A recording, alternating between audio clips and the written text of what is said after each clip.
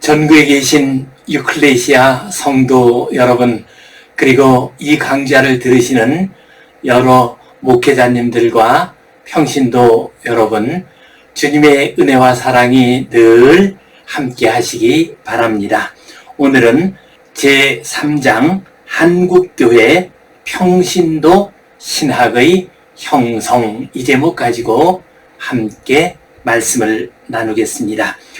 80년대 이후의 한국 사회의 특성은 시민사회가 성장하고 또한 주체적인 시민의식이 발달한 것입니다.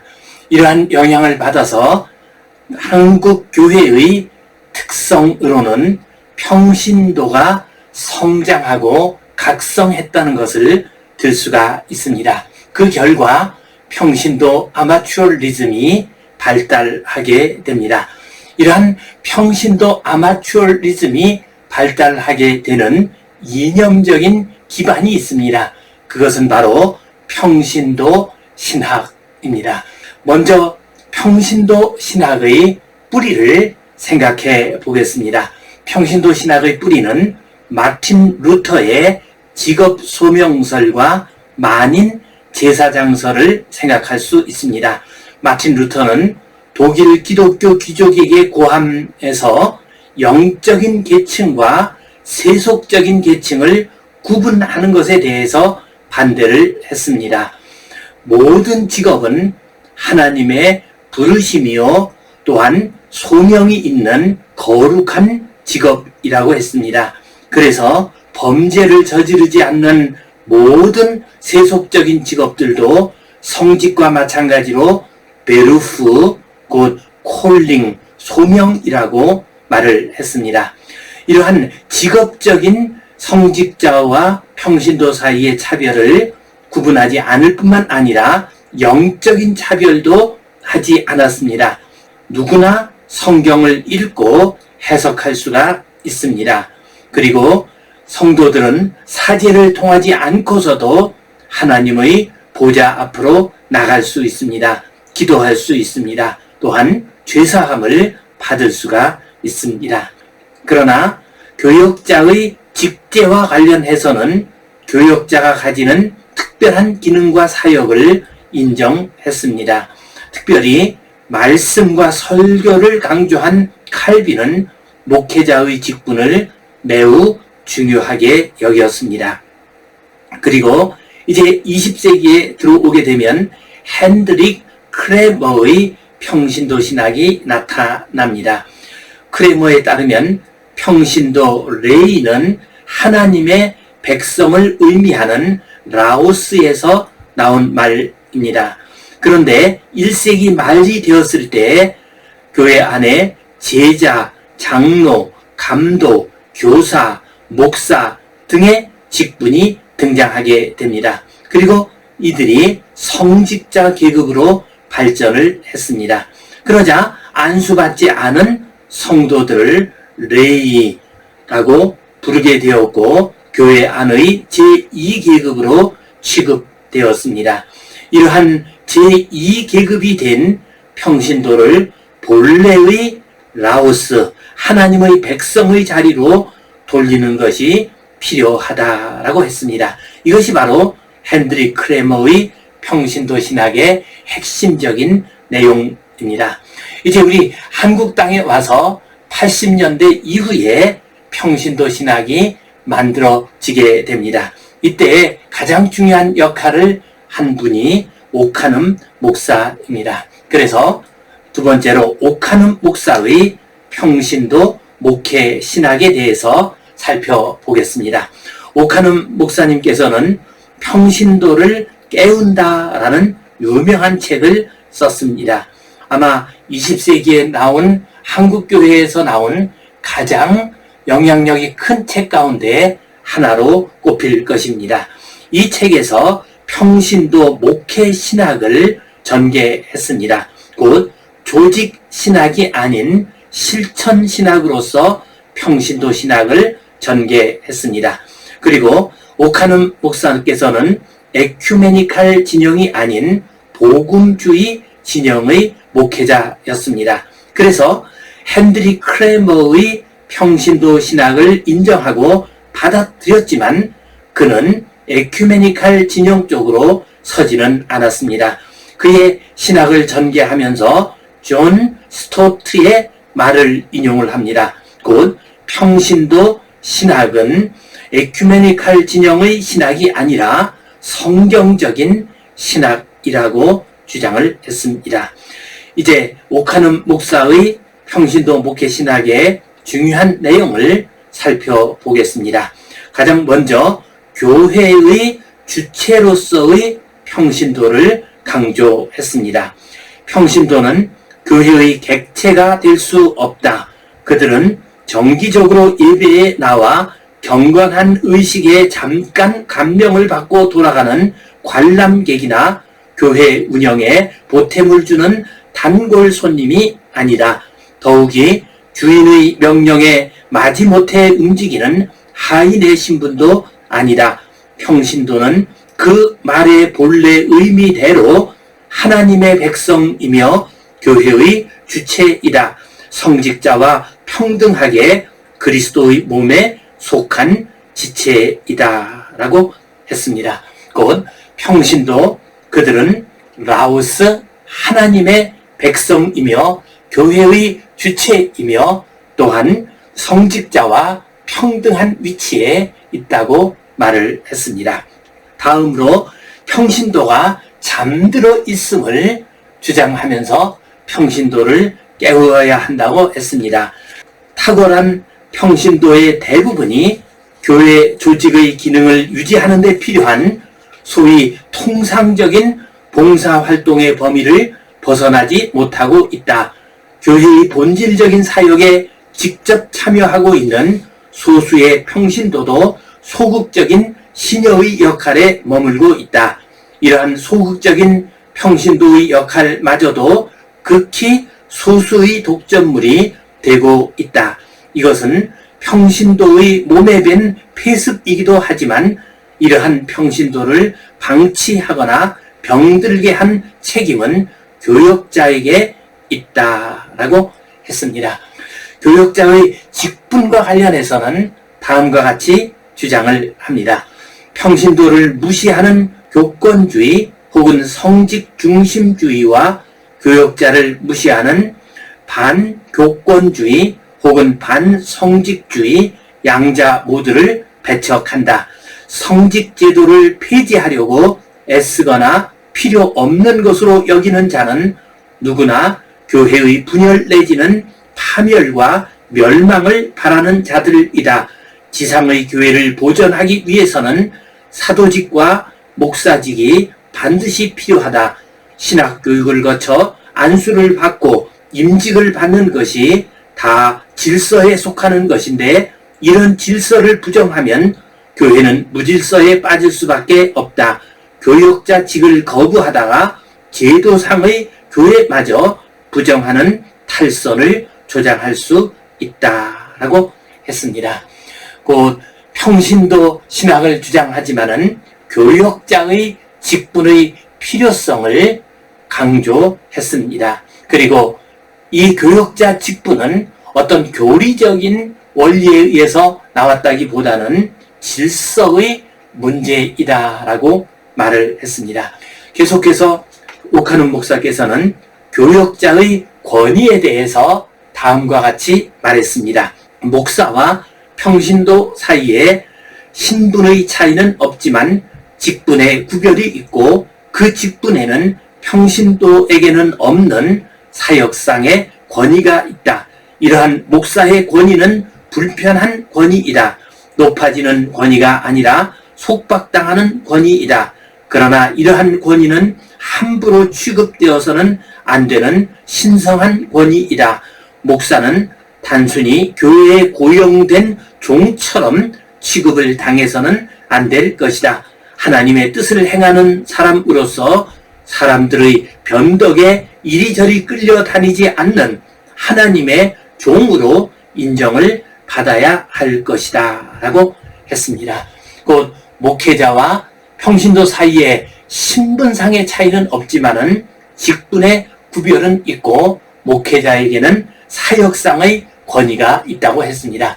그 다음 교회론과 평신도에 대해서 이렇게 얘기했습니다. 전통적인 교회론은 참 교회일수록 세상과 거리를 멀리 두어야 하는 것처럼 보이게 했다. 그들의 교회론이 정적 개념에 치우쳤다는 비난의 여지를 남겼다. 어느 시대를 막론하고 교회는 성경 말씀이 허용하는 조건 안에서 성령의 인도하심을 따라 그 시대의 요구에 대처할 자유를 가지고 있다. 오늘의 교회는 선교를 위한 가장 큰 잠재력인 평신도를 초대교회의 제자들처럼 복음의 증인과 사랑의 봉사자로 무장시켜야 한다라고 했습니다. 이러한 오카누 목사의 평신도 신학에 근거해서 제자 훈련이 이루어지게 됩니다. 그리고 그 제자 훈련에 기반해서 사랑의 교회가 세워졌습니다. 그리고 사랑의 교회는 1990년대에서 2000년대 초반까지 한국 교회를 이끌어간 대표적인 교회로 자리매김을 하였습니다. 오카눔 목사 이후에 평신도 목회 신학과 제자 훈련은 계속되었습니다.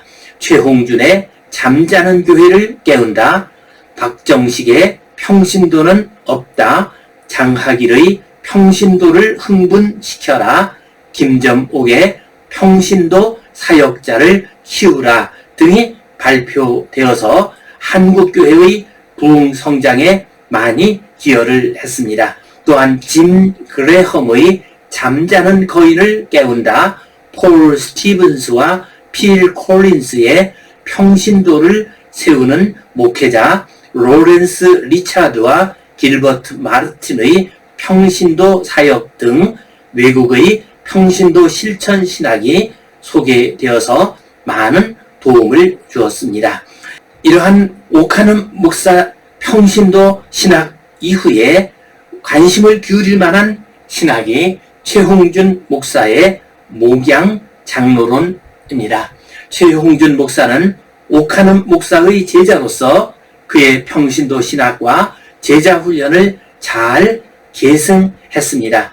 부산 세중앙교회 현재의 호산나 교회를 맡아서 건강하게 부흥시킨 목사이십니다. 그는 2009년에 장로 걸림돌인가 디딤돌인가 라는 다소 자극적인 제목의 저서를 통해서 목양 장로론을 펼쳤습니다.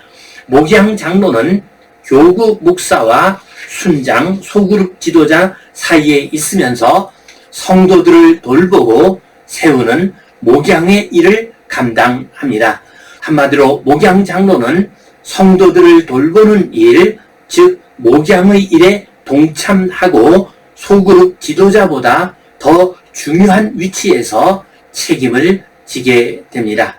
최홍준 목사는 자신이 개척한 교회가 아닌 역사가 깊은 기성교회에 부임하여 제자훈련을 통해서 교회를 성장시켰습니다.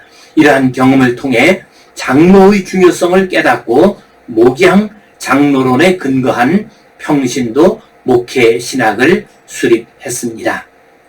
세 번째로 비판적인 평신도 신학이 있습니다. 곧 현재 계급주의화 되어버린 교회를 비판하는 신학입니다. 평신도와 성직자 구분을 폐지한 개신교 안에서 말씀을 받은 자로서의 설교자나 목사가 스스로를 신령한 자들로 인식하고 함께 동역해야 할 일반 평신도를 육신에 속한 자, 곧 그리스도 안에서 어린 아이들로 취급하는 현상이 보편화되기 시작했습니다.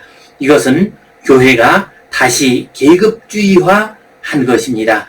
비극적인 일입니다. 그래서 비판적 평신도 신학에서는 다시 계급주의화 되어버린 교회를 비판적으로 이해하고 있습니다. 이 일에 있어서 가장 적극적이고 철저한 주장이 최승호 장로의 비판적 평신도 뜻입니다. 최승호 장로에 따르면 평신도란 신학교를 나오지 않은 사람을 의미하며 신학교를 나왔더라도 목회직을 갖지 않고 일반 직장에 다니는 사람을 의미합니다. 평신도 교회는 평신도와 교역자의 구분이 없는 교회를 말합니다. 그의 교회론과 평신도 신학의 핵심은 평신도와 성직자의 구분에 대한 부정입니다. 오늘날 교회 내에는 평신도와 성직자 두 계급이 있다. 이 두 계급은 결코 좁혀질 수 없는 간격으로 벌어져 있어 평신도들이 성직자의 사역을 한다는 것은 상상도 할 수 없다. 성직자들은 특별한 위치의 상징으로 하나님의 대리인 또는 하나님의 종으로 불리기도 한다. 그러나 이러한 구분은 성경적이 아니다 라고 했습니다. 최승호 장로는 성직자의 구분 자체를 부정을 하는 입장에 있습니다. 그래서 비판적인 평신도 신학이라고 할 수 있습니다. 이제 목사에 대해서 최승호 장로는 이렇게 말합니다.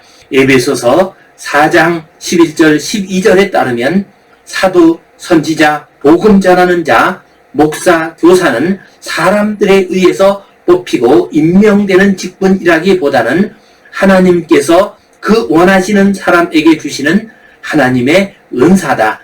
하나님의 은사란 하나님께서 주신 선물이라는 뜻인데 이것을 인간의 제도로 양산할 수 없다는 것은 자명한 일이다 라고 했습니다. 곧 목사의 직분은 사도의 직분과 마찬가지로 은사라는 것입니다. 그렇기 때문에 이것은 어떤 신학교를 통해서 어떤 절차를 통해서 세울 수 있는 것이 아니라 하나님이 직접 은사를 주실 때에만 그 직을 맡을 수 있다고 했습니다. 우리가 어떤 사람을 목사나 교사로 세울 때는 그가 어떤 과정을 마쳤는가 보다는 그에게 그러한 은사가 있는가를 먼저 확인해야 할 것이다. 그러나 신학대학이 목사의 자격을 수여하는 기관이 되는 것에는 절대적으로 반대한다. 신학대학은 교육기관이지 자격을 주는 기관이 아니다. 결코 그렇게 되어서는 안 된다. 그는 이러한 평신도론에 근거하여 평신도 교회를 설립을 했습니다. 그리고 월급을 받지 않는 목회자가 되어서 설교를 하기도 하고 목회를 하기도 합니다. 더 나아가서 이런 평신도 교회의 확산을 위해서 평신도 교회 운동을 이끌고 있습니다. 최승호 장로, 그는 목사와 평신도의 구분 자체를 완전히 부인을 했습니다. 송인규 교수의 세상적인 평신도론도 우리가 생각할 필요가 있습니다.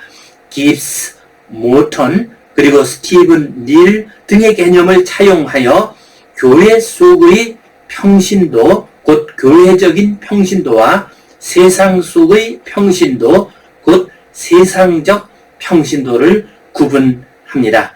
평신도 목회신학은 교회적 평신도를 중요시하고 관심을 기울였을 뿐 세상적 평신도에 대해서는 상대적으로 관심을 기울이지 못했습니다. 평신도들 역시 세상 속에서의 평신도 사명에 대한 의식이나 성취 의지가 약합니다. 평신도의 세상에서의 역할과 사명을 중요하게 다루어야 합니다. 이 일을 위해서는 교회보다 넓은 개념인 하나님 나라에 대한 이해가 깊어져야 하고 교회를 세상 속에 흩어진 신앙 공동체로 파악하는 것이 필요하다라고 주장을 했습니다. 송인규 교수는 교회적인 평신도, 거기에만 초점을 맞추어서는 안 되고 세상적인 평신도에 좀 더 관심을 기울이고 그들의 역할을 다시 세워야 한다고 했습니다. 이처럼 우리 한국의 평신도 신학과 관련해서는 마틴 루터의 직업소명설과 만인 제사장설, 그리고 크레머의 신학, 오카눔 목사의 평신도를 깨워라, 그리고 최승호 장로의 비판적인 평신도 신학, 송윤기 교수의 세상적인 평신도에 대한 논의, 이런 것들이 지금 한국 교회에서 중요하게 받아들여지고 있는 평신도 신학입니다. 이러한 평신도 신학에 근거해서 평신도 아마추어리즘이 형성되고 발전되었습니다. 오늘은 여기까지 하겠습니다. 주님의 은혜 가운데서 늘 평안하시고 또한 섬기시는 교회 위에도 주님의 풍성한 은혜 함께 하시기 바랍니다. 다음 시간에 뵙겠습니다. 사랑합니다. 감사합니다. 축복합니다.